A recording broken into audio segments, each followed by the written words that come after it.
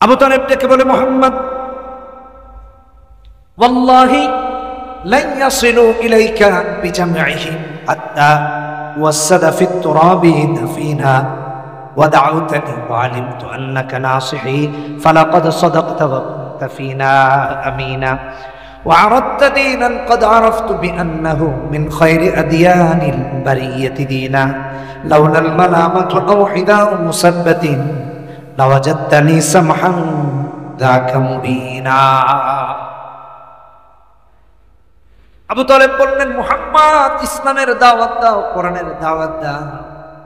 আমি যতদিন মাটির নিচে না যাব ততদিন পর্যন্ত কেউ তোমার কোনো কিছু করতে পারবে না। শুধু তাই না ভাইয়ারা আমার, আবু তালেব বলে, তুমি আমার দাওয়াত দিয়েছো, ওয়ারাদতা দীনান قد عرفت بأنه من خير أديان البرية دينا।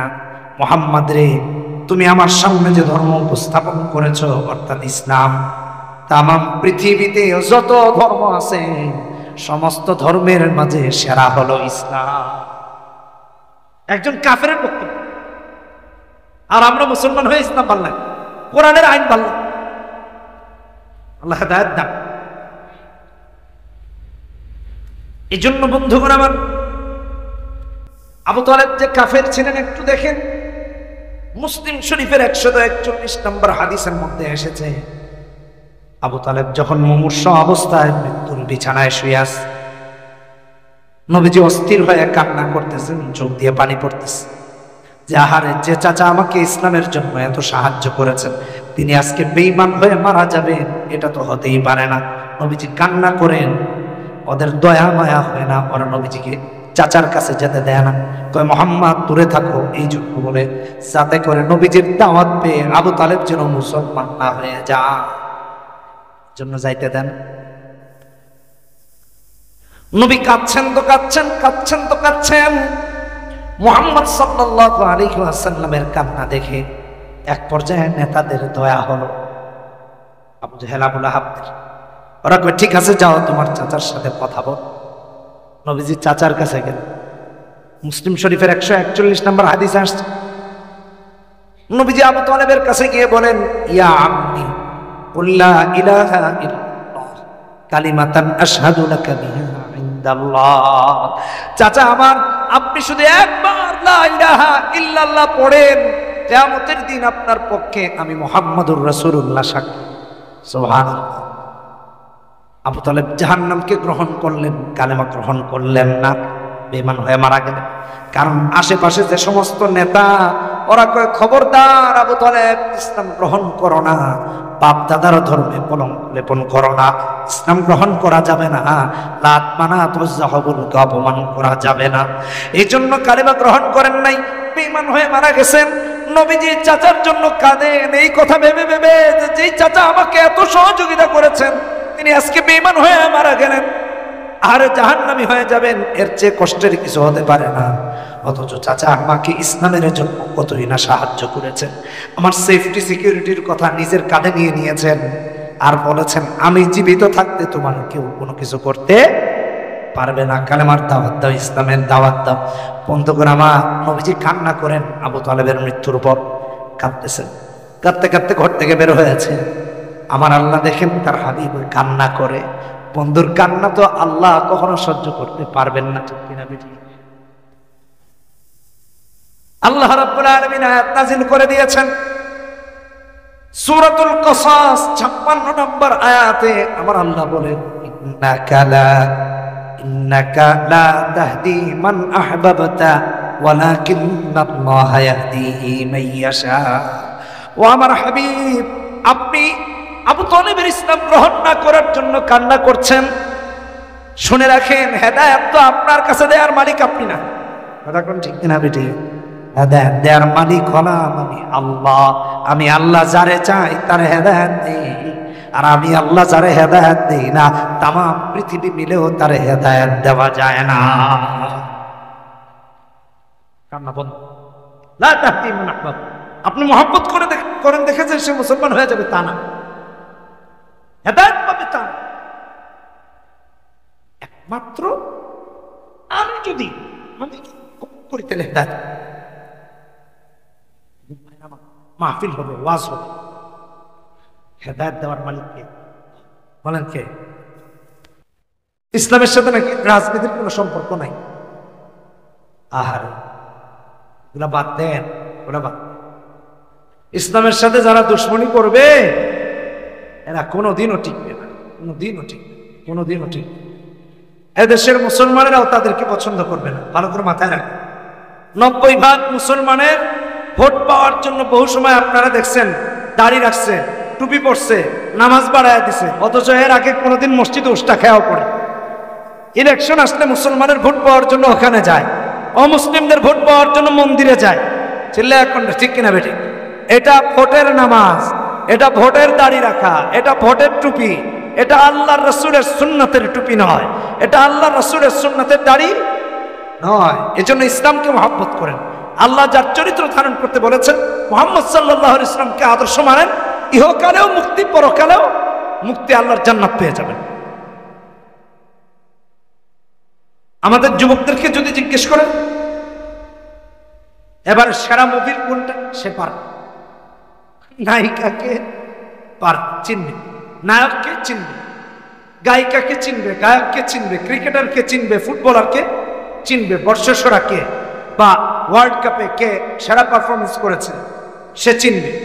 কিন্তু জিজ্ঞেস করেন কোরআনে কারীমের একটা সূরা, দেখবেন সহি করে পড়তে পারে না। এই জন্যই মাহফিল, এই জন্যই ওয়াজ, আমরা যেন ওখান থেকে ব্যাক করে আসতে পারি।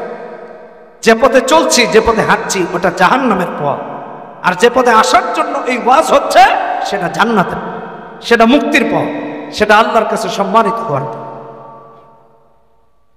এই জন্য আদর্শ হবে নবীজির। আদর্শ হবে কার? চিল্লায়া বলি কার? আরো জোরে, আরো জোরে, জোরসে বলেন, মুহাম্মদ সাল্লাল্লাহু আলাইহি ওয়াসাল্লাম।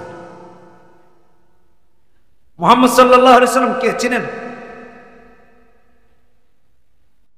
আল্লাহ রাব্বুল আলামিনের সর্বশেষ প্রেরিত পয়গম্বর।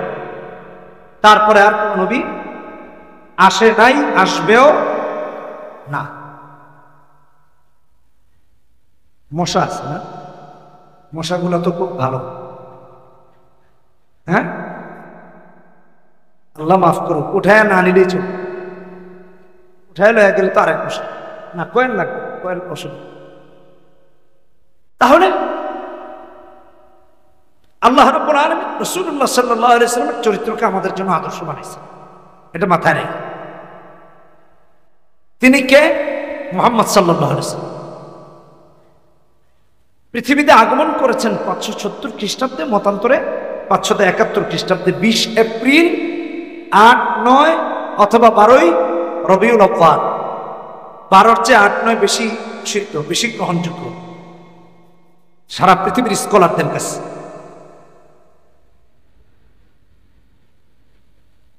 পৃথিবীতে আগমন করেছেন, মায়ের পেটে থাকা অবস্থায় বাবা মারা গেছে। যারা আদর্শ ধারণ করবেন তারা চিনতে হবে না, কথা বলেন না, চিনবেন না? চেনেন, মায়ের পেটে বাবা মারা গেছে। পৃথিবীতে আগমন করেছেন 6 বছরের মাথায় মাও মারা গেছে। মা বাবা কেউ নাই, একজন নিরেট এতিম, আপনার আমার নবী, আপনার আমার হাবিব মুহাম্মদ সাল্লাল্লাহু আলাইহি ওয়াসাল্লাম।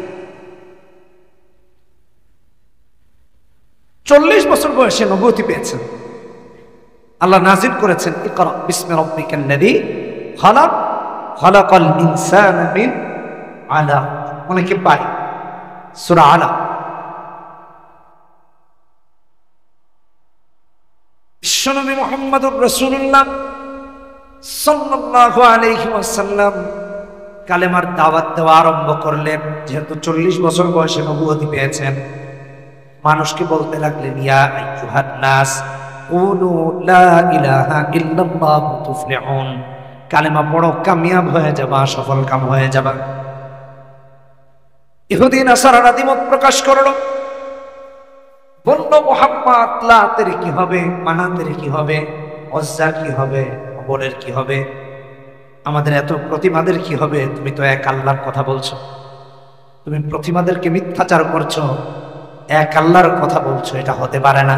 এই দাওয়াত বন্ধ করো। লা ইলাহা ইল্লাল্লাহর দাওয়াত যদি বন্ধ না করো, তোমার হাত ভেঙে দেওয়া হবে, পা ভেঙে দেওয়া হবে, মক্কা থেকে বের করে দেওয়া হবে, হত্যা করা হবে। নবীজিকে একের পর এক থ্রেট দেওয়া আরম্ভ করলো, হুমকি ধামকি দিতে আরম্ভ করলো।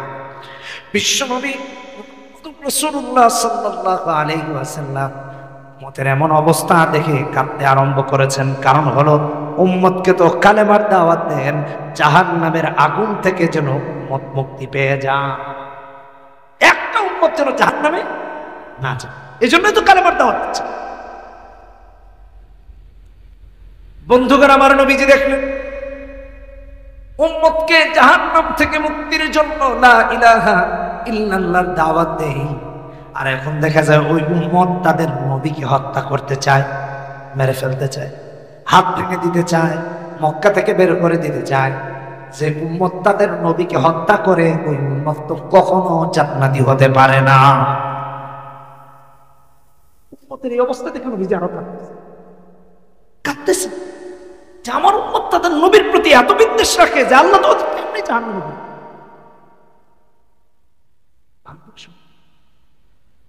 শুধু তাই না, 2024 সালের কথা বলছি, আজও যারা ওই নবীর ওয়ারিস হক্কানি আলেমদের সাথে বিদ্বেষ রাখে, দুশমনি রাখে, দেখতে পারে না, অপছন্দ করে, তারাও জাহান্নামী, তারাও জাহান্নামী, তারাও জাহান্নামী। কারণ নবীর ওয়ারিস যেন তেন না, হক্কানি আলেম হইতে হবে। বুঝলেন না? খালি লেবাস লাগাইলে আর পড়লে হবে না, দরবারি হলে চলবে না। দরবারি আছে না, দরবারে দরবারে ঘুরে অমুক মন্ত্রীর দয়ার জন্য, তমুক এমপির দয়ার জন্য, তমুক চেয়ারম্যান সাহেবের দয়ার জন্য না, এটা না। হকের উপর থাকে, অর্থের কাছে নিজের ইমান বিক্রি করে না, এমনকি হক কথা নির্ভয়ে সব জায়গায় বলে। এখন তো আপনারা হক কথা কইতে দেন, মসজিদে বললে হুজুরের চাকরি নেই। কয়েকদিন আগে দেখেছেন, কয়েকদিন আগে আমি শেয়ার করেছি, এক খতিব সাহেব মসজিদে সুদের বিরুদ্ধে বক্তব্য দিয়েছেন।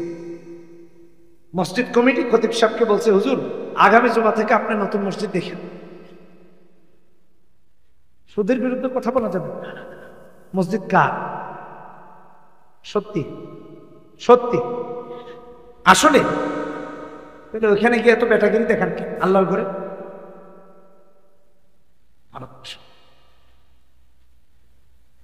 আল্লাহর ঘরে কোরআনের কথা বলতে গেলে যে বাধা দেয়, প্রতিবন্ধকতা সৃষ্টি করে, ইমামকে চাকরিচ্যুত করে, তার তো মসজিদে থাকারই অধিকার নাই, তাকে মসজিদ থেকে বের করে দিতে হবে।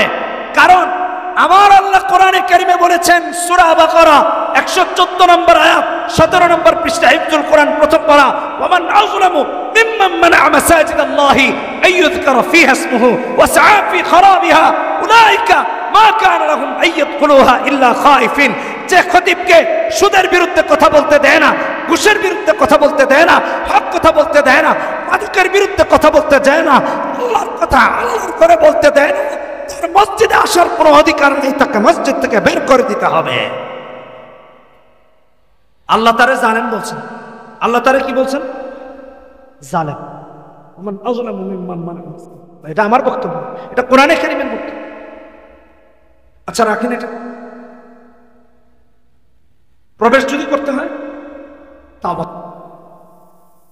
মা কানা লাহুম আইয়াদখুলুহা ইল্লা খাইফ। যতক্ষণ তাওবা করে ভীত সন্ত্রস্ত হয়ে না আসবে, ততক্ষণ মসজিদের দরজা তার জন্য বন্ধ। চিল্লা এখন ঠিক কেনা বেঠে নাই? যে আল্লাহর বিধানের বিরোধিতা করে আপনারা মসজিদে আসতে কেটা করছে? আপনার তো ইমানই নেই। আগে ইমান আনেন, হয় করেন, তারপরে বিধান হলো এটা। মনে থাকবে তো ইনশাআল্লাহ? আল্লাহ রাব্বুল আলামিন এই বিধান কোরআনে হাকিমে দিয়েছে, এটা আপনার আমার বানানো কোনো। যেই কথা বলতেছিলাম, নবীজি কালেমার দাওয়াত দেওয়া শুরু করছেন, কাফের বেঈমানরা নবীজিকে বাধা দেওয়া শুরু করছে। ওই মোহাম্মদ কালেমার দাওয়াত দেওয়া যাবে, ইসলামের দাওয়াত দেওয়া, এই উঠাউঠি করো, পোলাপান মানুষ, এদের কি ডায়াবেটিস আছে? আল্লাহ তাআলা তাই মুহাম্মদ সাল্লাল্লাহু আলাইহি ওয়াসাল্লামকে দায়িত্ব দিয়েছেন কালেমার প্রচারে, তিনি প্রচার করেছেন, ভয় পান না। আবু তালেব অভিভাবক, নবীজির গার্ড। নবীজি কাঁদতে কাঁদতে বাড়িতে আসছে, আবু তালেব দেখছেন, কারণ নবীজির বাবা মারা যাওয়ার পর দাদা ছিলেন গার্ডি, দাদাও নাই, আবু তালেব চাচাও হয়েছেন অভিভাবক, গার্ডি। আবু তালেব ডেকে বলেন, ভাতিজা আমার, কান্না কেন করছো, চোখে পানি কেন? নবীজি বলেন, চাচা কালেমার দাওয়াত দেই, ওরা কেউ আমারে বলে মেরে ফেলবে, ও আমার হাত ভেঙে দিবে বলে, কেউ বলে মক্কা থেকে বের করে দিবে, কেউ বলে পা ভেঙে দিবে। ভয়ে কাঁদি না, বরং এই ভয়ে কাঁদি, না জানি আমার উম্মত তাদের নবীকে হত্যা করে জাহান্নামে চলে যায় কিনা। এই জন্য উম্মতের ভয়ে কাঁদি, যাতে করে একটা উম্মত জাহান্নামে চলে না যায়।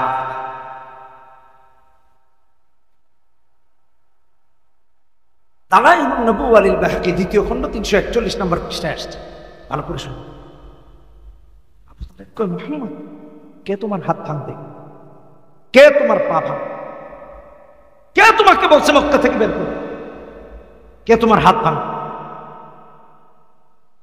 আমি আবু তালেব যতদিন মাটির উপরে আছে, মানে আমার এখনো দাফন হয় নাই, বললে তো দাফন, তার মানে আমি যতদিন মাটির উপরে আছি ততদিন পর্যন্ত কেউ তোমাকে গালি দেওয়া, মারা, হাত ভাঙা, পা ভাঙা, মক্কা থেকে বের করা, এগুলো তো দূরের কথা, ওরা তোমার কাছেও ভিড়তে পারবে। এটা কে বলেছেন? একজন কাফের, আবু তালেব। যাও ভাতিজা ইসলামের দাওয়াত দাও, কোরআনের দাওয়াত দাও। আবু তালেব ইসলামের সহযোগিতা করেছে, কাফের হয়েও ইসলামের সহযোগিতা করেছেন। আর আজকালকের কিছু মুনাফিক এলাকায় এলাকায় বাড়ি বাড়ি তৈরি হয়েছে, এরা নাম মুসলমানের, মুসলমান দাবি করে ইসলামের ক্ষতি করে, ইসলামী আইন চায় না, কোরআনী আইন চায় না, চায় না হক্কানি আলেমদের সাথে থাকতে, বরং তাদের বিরোধিতা করে। আল্লাহরে ভয় করেন, আল্লাহকে। এই যে আপনি এখানে আসছেন, আপনি আর আমি যে এখানে আসছি, আমাদের এই আশাটা যদি আল্লাহর জন্য হয়, কথা বুঝেন। এখন তো মাহফিলে সার্কাসও, সার্কাস কি আজব আজব কাহিনী।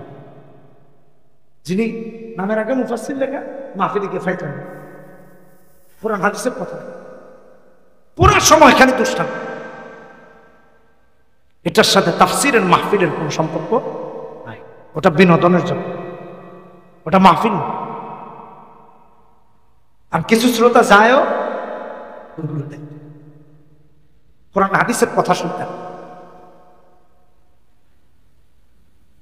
এই যে আমরা যারা এখানে আসছি, আমাদের যদি নিয়ত থাকে আল্লাহকে খুশি করার জন্য, ইসলামকে মানার জন্য আসছি এখানে, চাইলে আল্লাহ হেদায়েত দিয়ে দেন। এটা আমার, আমি আপনাদেরকে উদাহরণ দিই কোরআন থেকে। কোরআনে একটা সূরা আছে, সূরা শুরা, শুআরা আছে আরেকটা, শিন আইন রাদ, এটা হলো শিন ওয়াও রাদ, শুরা। ভালো করে বুঝেন। 25 নম্বর পারা হিফজুল কোরআনের 2য় পৃষ্ঠা থেকে শুরু হয়ে যায়, হামিম আইন সিন কাফ। 13 নম্বর আয়াত, শেষের অংশ। আমার আল্লাহ শেষের অংশে বলেন, আল্লাহু ইয়াজতাবি ইলাইহি মান ইয়াশাউ ওয়া ইয়াহদি ইলাইহি মান ইউনিব। আল্লাহ হেদায়েত দেন দুই ভাবে।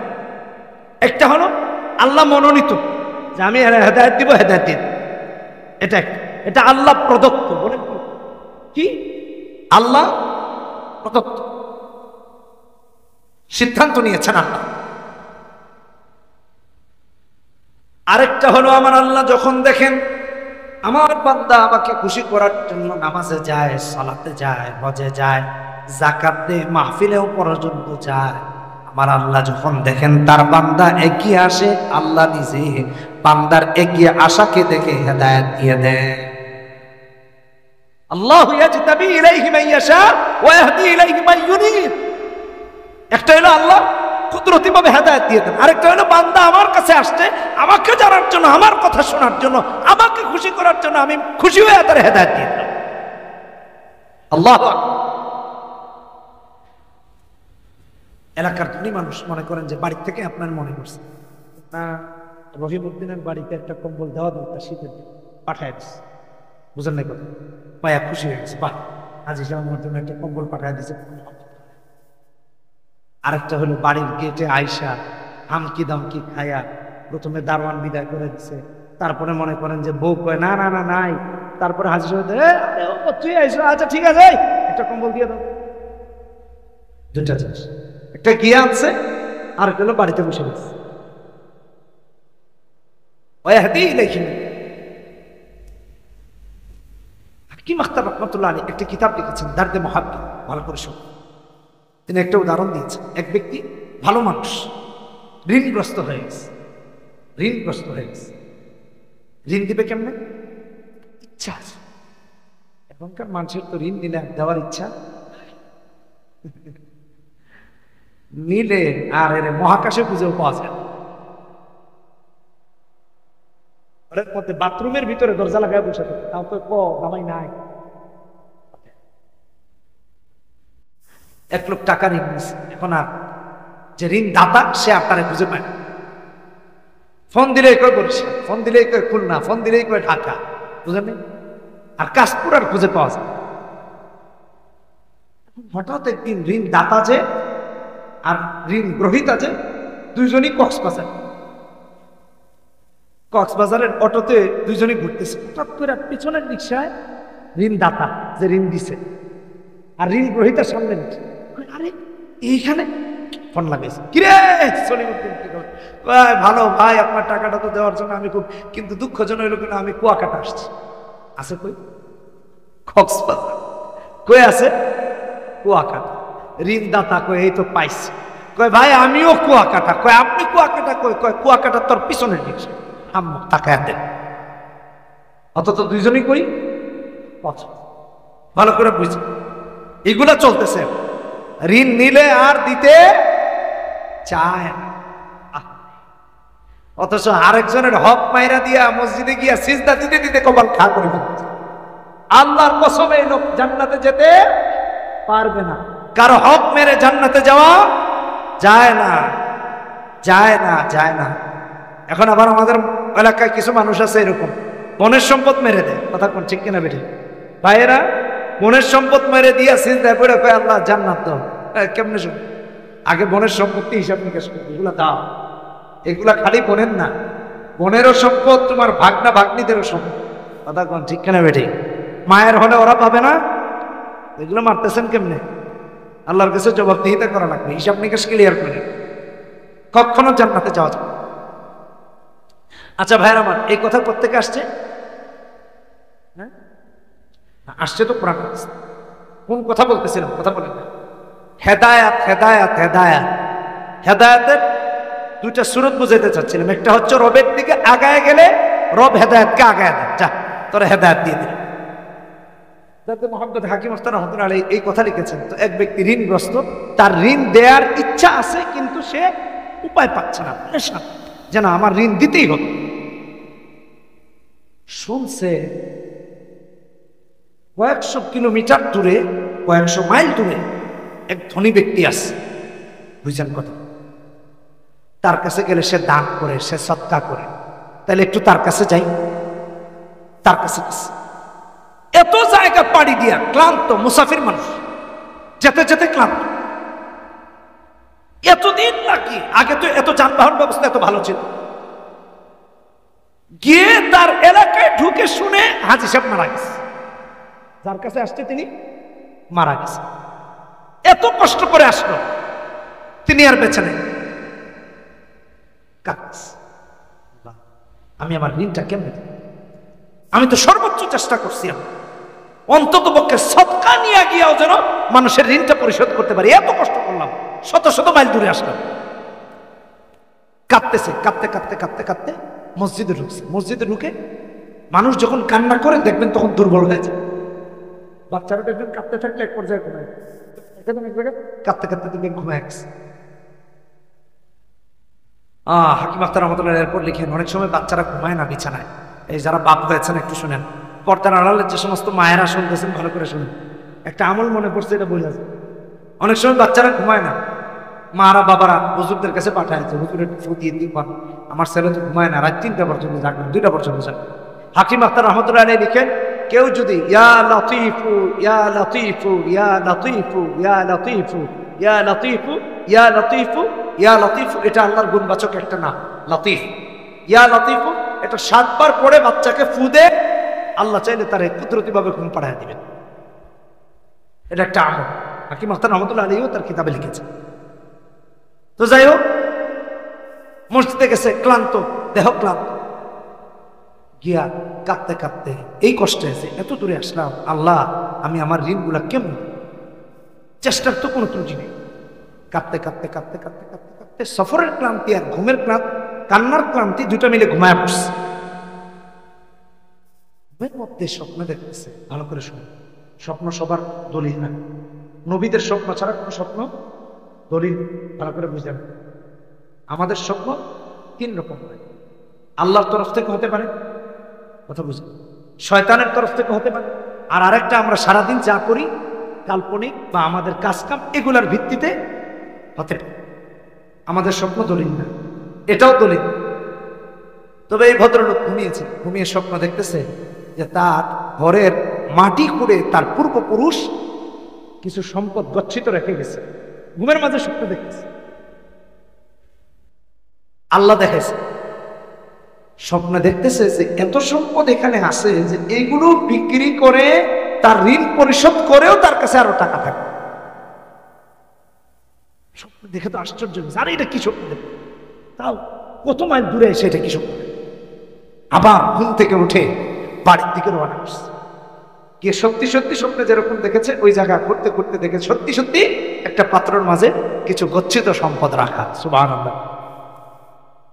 এটা নিয়ে বিক্রি করে তার ঋণ পরিশোধ করে দিয়েছে। আমি কি বুঝাইতে চাইলাম, হাকিম আখতার রহমতুল্লাহ আলাইহি বুঝাইছেন তার চেষ্টার কোনো ত্রুটি ছিল না, চেষ্টা করে এত চেষ্টা করছে শত শত মাইল দূরে চলে গেছে তার ঋণ পরিশোধের জন্য, ভালো করে ভালো কাজের জন্য।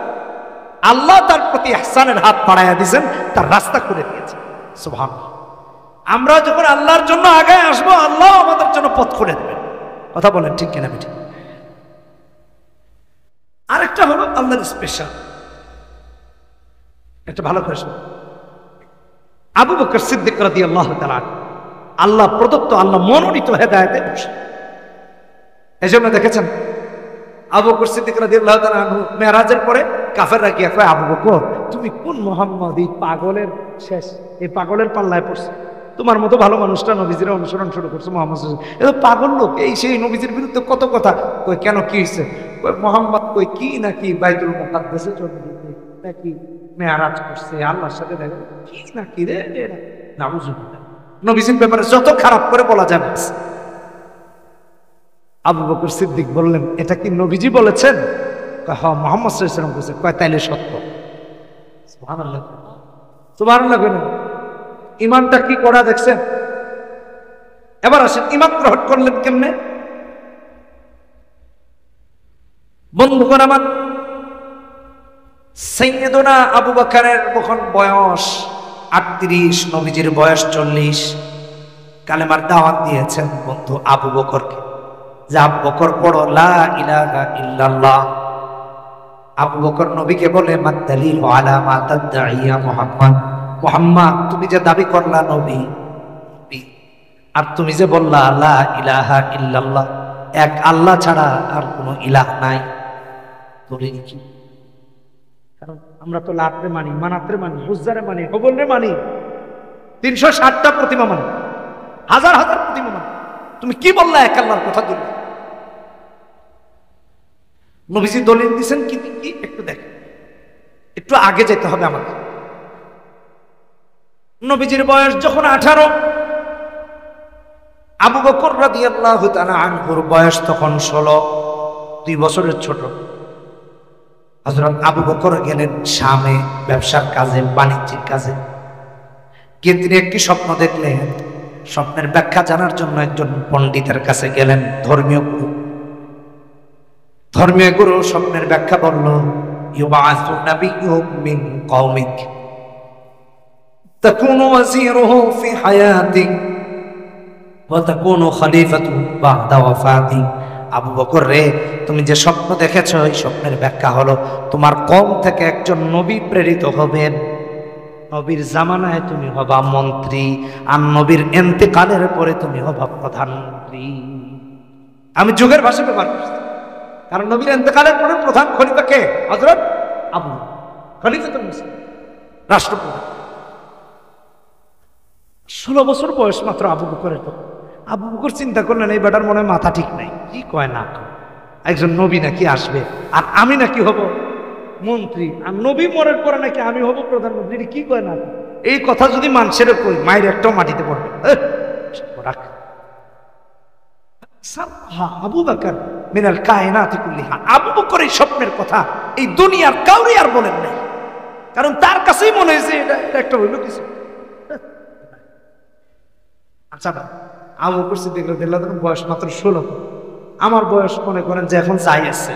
আমি যদি বলি যে আগামীর প্রধানমন্ত্রী আমি, আপনারা বলবেন এই হুজুর ছাড়া আর কাউরে পাইল না দাওয়াত, এখানে না আগে পাবনা পাঠাতে পারছে। আবু বকর সিদ্দিককে বলা হচ্ছে তিনি এটা, আশ্চর্য হয়ে গেছে। আবু বকর বলেন আমি এই স্বপ্নের কথা আমার বাবাকেও বলি নাই, মাকেও বলি নাই, দাদাকেও বলি নাই, দাদিকেও বলি নাই, ছেলেকেও বলি নাই, মেয়েকেও বলি নাই, দুনিয়ার কাউরে আর বলার প্রয়োজনই বলি, গোপন রাখছেন। স্বপ্ন গোপন রাখতে রাখতে বয়স হয়ে গেছে 38। কত কত 16 দুগুণে 32, 16 বছর বয়সে স্বপ্ন দেখেছে, তাই না? তাহলে 32 যদি হয় আর 6 হলে কত হয়? 38। 16 আর 6 কত? 28। 28 না কত? ও আচ্ছা 22। কথা বুঝলেন? 22 বছর পরের কথা। এই 22 বছরে কোনোদিন আবু বকর এই স্বপ্নের কথা কাউকে,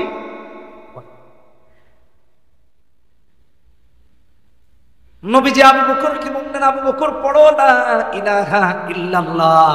আবু বকর বলে মাদালিলু আলা মা তাদঈ মুহাম্মদ, তুমি যে দাবি করলা এক আল্লাহ, দলিল কি? আবু বকর সঙ্গে সঙ্গে জবাব দেন আর রুয়াল্লাতী রাআইতা বিশাম।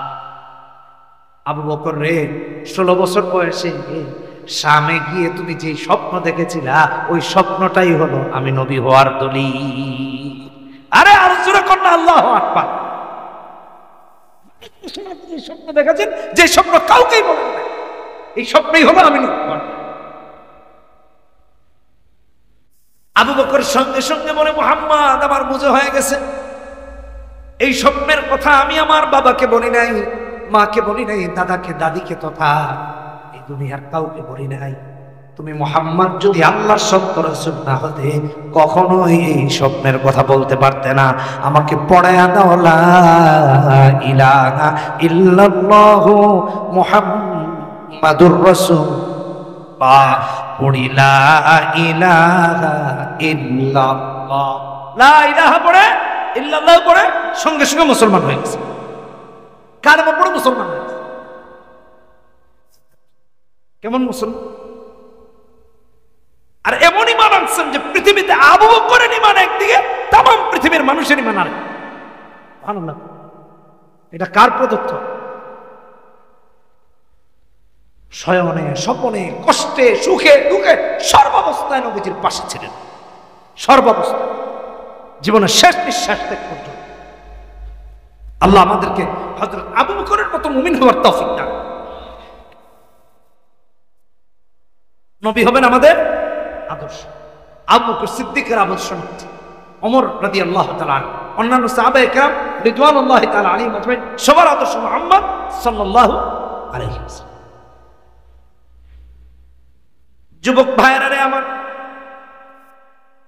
ইসলাম গ্রহণ করেছি আল্লাহর রহমত, নবীকে অনুসরণ করলে নবীর সাথে হবে জান্নাত।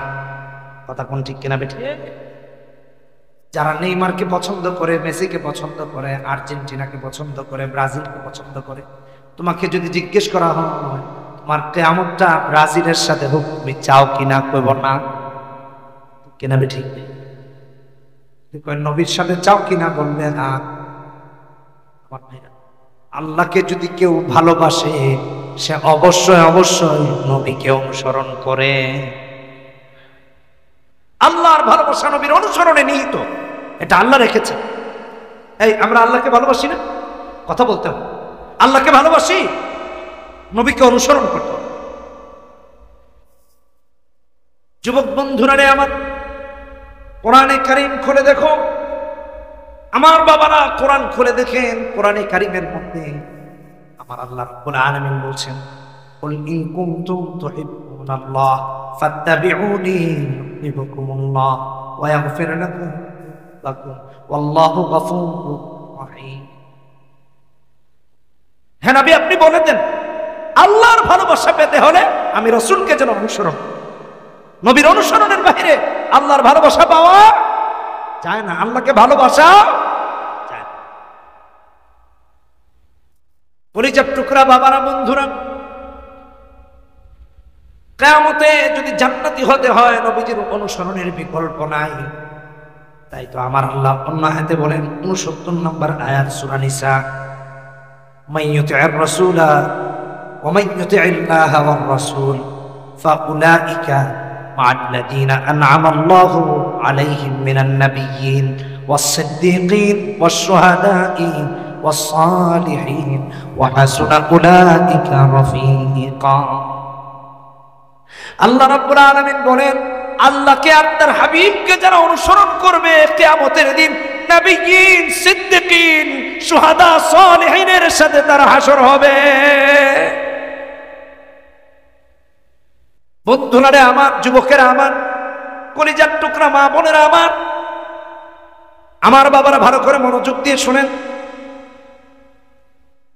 আল্লাহ রাব্বুল আলামিন কোরআনে কারীমে সূরা নিসাতে 80 নম্বর আয়াতে বলেন, মাইয়ুতি'র রাসূলা ফাকাদ আতা আল্লাহ, যে আমার হাবিবের অনুসরণ করলো সে যেন স্বয়ং আল্লাহকেই অনুসরণ করেছে। সুবহানাল্লাহ। এজন্য নবীর অনুসরণ করলে অনুসরণ হয় কার? জোরে বলেন কার? আমার আল্লাহ বলেছেন নবী হলেন আদর্শ আমাদের জন্য। আমরা যদি নবীকে আদর্শ বানাই অটোমেটিকলি আল্লাহকে অনুসরণ করা হয়ে যাবে, ঠিক কিনা বেটি? আর যে আল্লাহ তার রাসূলের অনুসারী হয়ে যায় কিয়ামতে নবিয়্যিন, সিদ্দীকিন, শুহাদা, সালিহিনের সাথে হাসর হবে, ঠিক কিনা বেটি? আমার কলিজার টুকরা ভাইয়েরা, আমার বাবাকে কেউ গালি দিলে আমার কষ্ট লাগে, মাকে গালি দিলে কেউ কষ্ট লাগে, আমাকে গালি দিলে কষ্ট লাগে, নেতাকে গালি দিলে কষ্ট লাগে। অথচ আমাদের অবস্থা এমন, মুহাম্মদ সাল্লাল্লাহু আলাইহি ওয়াসাল্লামকে নিয়ে বাজে কথা বললে আপনার আমার কষ্ট হয় না। এটা মুমিনের কখনো আলামত হতে পারে না। মুমিন তো এমন আলামতের অধিকারী হবে, তামাম পৃথিবীর সবার চেয়ে বেশি আল্লাহর রাসূলের মহব্বত তার অন্তরে থাকবে। এটা হাদিস, আমার কথা। বুখারী শরীফের হাদিসের মধ্যে এসেছে, নবীজি বলেছেন, লা ইউমিনু আহাদুকুম হাত্তা আকুনা আহাব্বা ইলাইহি ওয়ালিদিহি ওয়া ওয়ালাদিহি ওয়া নাসি আজমাইন। ততক্ষণ পর্যন্ত পরিপূর্ণ মুমিন হওয়া যায় না যতক্ষণ না বাবার চেয়ে বেশি নবীকে ভালো না বাসা যায়, যতক্ষণ মায়ের চেয়ে বেশি নবীকে ভালো না বাসা যায়, যতক্ষণ তামাম পৃথিবীর সবার চেয়ে বেশি নবীকে ভালো না বাসা যায়, ততক্ষণ পর্যন্ত মুমিন হওয়া যায় না। সব থেকে বেশি ভালোবাসতে হবে নবীকে। জোরে বলেন ঠিক কিনা বেটি? আরো জোরে ঠিক কিনা বেটি? ভালোবাসতে হবে। আজ তামাম পৃথিবীতে মুসলমানেরা মার খাচ্ছে একমাত্র মুনাফিকের কারণে। মুখে কয় মুসলমান, অন্তরে পুরাপুরি হয়ে গেছে বেঈমান। মুখে বলে মুসলমান, অন্তরে কি? ফিলিস্তিনে আজকে মুসলমানেরা নির্যাতিত, নিপীড়িত, একমাত্র পরিপূর্ণ মুমিন না হওয়ার কারণে, মুসলমান না হওয়ার কারণে। মানকে ঘাটি করে পৃথিবীতে মুসলমানেরা যত যুদ্ধে জয়ী হয়েছে অস্ত্রের বলে হয়, ইমানের বলে হয়েছে, ইমানের বলে হয়েছে। জানতে পেরেছি ফিলিস্তিনের যুদ্ধবিরতি হয়েছে ভারত এবং সারা পৃথিবী বলছে এটা ফিলিস্তিনিদের বিজয়। অনেক সমীকরণ, এদিকে আমি পরে যাচ্ছি। ফিলিস্তিন মার খেল, সারা পৃথিবীর মুসলিম রাষ্ট্রগুলি চুপ কেন? কি কারণে চুপ? ক্ষমতার জন্য। ক্ষমতার লোভ, ক্ষমতা টিকিয়ে রাখার জন্য। আমি গত মে মাসে আমেরিকা গিয়েছি, জুনে ছিলাম আমেরিকা। ওখানে এক ছোট ভাই আছে, সে টেসলায় কাজ করে, ইলন মাস্কের কোম্পানি, যারা জানেন টেসলা ইলেকট্রিক গাড়ি। ইলন মাস্ক অলরেডি সে টুইটারের মালিক, টুইটারের নাম দিয়েছে এক্স। ডোনাল্ড ট্রাম্পের এই ইলেকশনে বিশাল টাকা দিয়ে সহযোগিতা করেছে, এটার পিছনে আরেক স্টোরি আছে। তো টেসলায় কাজ করে, টেসলাতে তো সবাই মুসলমান, বিভিন্ন দেশের কর্মী আছে। অমুসলিমরা তাকে বলে, এই ফিলিস্তিনের মুসলমানদেরকে মারতেছে, তোমরা কথা বলো না কেন, তোমরা প্রতিবাদ করো। আমরা তো আমেরিকার শহরে প্রতিবাদ করেছি, আপনি দেখেন ভিডিও আছে, ফুটেজ আছে।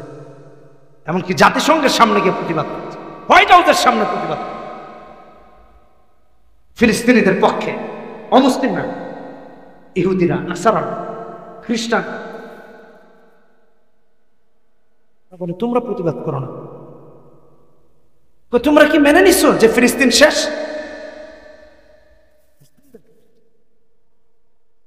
সৌদি কথা বলে না কেন, মিশর কথা বলে না কেন, কুয়েত কথা, জর্ডান কথা বলে না কেন, মিশর কথা বলে না কেন, দুবাই কথা বলে না কেন, সবাই চুপ কেন? চুপ বলো মুনাফিকের কারণ। কথা বলেন কিসের কারণ? যদি ইসলাম এবং মুসলমানদের প্রতি ভ্রাতৃত্ববোধ থাকতো, তাহলে প্রত্যেকটা দেশ বলতো এই যুদ্ধ বন্ধ, নয়তো পুরা তামা তামা বানিয়ে দাও। ওরা যদি বলতো তোমরা ইসরায়েলকে অস্ত্র দিচ্ছ, তোমরা গোলা বারুদ দিচ্ছ, তোমরা ট্যাঙ্ক পাঠাচ্ছ, তোমরা সৈন্য দিচ্ছ, মুসলিম রাষ্ট্রগুলো যদি বলতো তোমরা যদি ইসরায়েলকে সাহায্য করো, আমরা ফিলিস্তিনের পক্ষে আসি, সৈন্য দিয়ে সাহায্য করবো, দেখতেন যুদ্ধ 24 ঘন্টার মধ্যে থেমে যাবে। ওরা আরো দালালি করেছে ইহুদি নাসারা নিজের ক্ষমতা টিকানোর জন্য। এই জন্য ইমানকে মজবুত করতে হবে, মুনাফিকি বের করে দিতে হবে, দিলে মুনাফিকি রাখা যাবে। মনে থাকবে তো ইনশাআল্লাহ। আদর্শ কাকে বানাবো? আদর্শ মুহাম্মদ সাল্লাল্লাহু আলাইহি ওয়াসাল্লাম। আমাদের আদর্শকে জোরে বলি, জোরে বলি, আরো জোরে। মনে থাকবে তো আজকের মাহফিলের এটাই বায়ান। আমাদের আদর্শ হবেন নবীজি সাল্লাল্লাহু আলাইহি ওয়াসাল্লাম, বাস। আর কেউ? আল্লাহ আমাদের সবাইকে কবুল করুন। রাজি আছেন? হাত তুলে আল্লাহকে দেখেন, বলি হে আল্লাহ, ওয়াদা করছি যতদিন বেঁচে থাকবো কোরআন সুন্নাহ মানব, নবীকে আদর্শ বানাব। হে আল্লাহ আমাদেরকে তৌফিক দান। জোরে বলি আমিন। হাত নামাই পড়ি আস্তাগফিরুল্লাহ, ইন্নাল্লাহা গফুরুর রহিম। লা ইলাহা ইল্লাল্লাহু মুহাম্মাদুর রাসূলুল্লাহ। সুবহানাল্লাহি ওয়া বিহামদিহি, সুবহানাকাল্লাহুম্মা ওয়া বিহামদিকা আশহাদু আন লা ইলাহা ইল্লা আনতা আস্তাগফিরুকা ওয়া আতুবু ইলাইক। আল্লাহ শেনপাড়া খাদেমুল ইসলাম যুব সংহতির মাহফিলকে কবুল করে নেন। দুদিন ব্যাপী মাহফিলের প্রত্যেককে আপনি কবুল আর মঞ্জুর করে নেন। যাদের অর্থ, যাদের পরিশ্রম, যাদের সীমাহীন ত্যাগের কারণে আজকের এই দুদিনের মাহফিল সাফল্যমণ্ডিত হয়েছে, আল্লাহ তাআলা সবার জন্য এই মাহফিলকে নাজাতের জরিয়া বানায় দেন। দেশে বিদেশে, দেশে বিদেশে যে যেখান থেকে সাহায্য করেছে আল্লাহ যেন তাদেরকে কবুল করেন। এই এলাকা থেকে যারা কবরস্থ হয়ে গেছে আল্লাহ যেন তাদেরকে মাফ করে জান্নাতবাসী বানায়। অসুস্থ যারা, আজি আব্দুর রহমান সাহেব অসুস্থ, হ্যাঁ দোয়া করবেন। আজকের প্রধান মেহমান উনি অসুস্থ আছেন। আরো যারা অসুস্থ, অনেকের আব্বা আম্মা মৃত আছেন, তাদের জন্য দোয়া করবেন। আল্লাহুম্মা আমিন। ربنا ظلمنا أنفسنا وإن لم تغفر لنا وترحمنا لنكونن من الخاسرين. ربنا لا تزغ قلوبنا بعد إذ هديتنا وهب لنا من لدنك رحمة إنك أنت الوهاب. رب ارحمهما كما ربياني صغيرا. رب العالمين সেনপাড়া খাদিমুল ইসলাম যুব সংহতিকে তুমি কবুল আর মঞ্জুর করে নাও। এই যুবকদেরকে ইসলামের জন্য কবুল করে নাও। যে সকল মুরব্বীদের পৃষ্ঠপোষকতায় আজকের মাহফিল হয়েছে আল্লাহ তাদেরকে কবুল করে নাও। এলাকার মুরব্বীদেরকে কবুল করে নাও, মা বোনদেরকে কবুল করে নাও। আয় আল্লাহ, এলাকা থেকে যত মা বোনরা কবরবাসী হয়ে গেছেন মাফ করে জান্নাতবাসী বানায় দাও। রব্বুল আলামিন যারা অসুস্থ শিফায়ে কামেলা আজেনা দায় নসিব করে দাও। বিপদগ্রস্ত যারা বিপদ মুক্ত করে দাও, ঋণগ্রস্ত যারা ঋণ মুক্ত করে দাও, সমস্যাগ্রস্ত যারা সমস্যা মুক্ত